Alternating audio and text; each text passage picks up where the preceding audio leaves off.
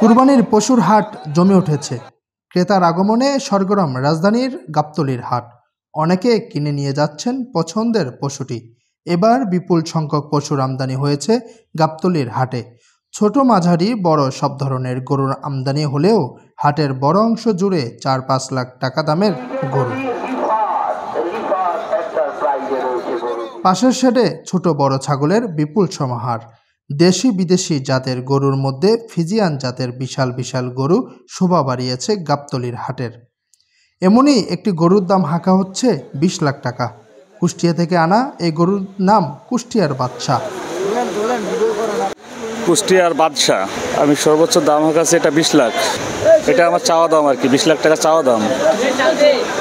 পাশেই রাজাবাবু। রাজবাড়ি থেকে আসা এই গরুর দাম হাঁকা হচ্ছে 11 লাখ টাকা। দাম উঠেছে 5.5 লাখ। দামে বনাবনি হলে বিক্রেতা ছেড়ে দেবেন রাজাবাবুকে। কারণ ওর চলাফেরা স্টাইল এবং ওর খাদ্য অভ্যাস সবই রাজাদের মতো।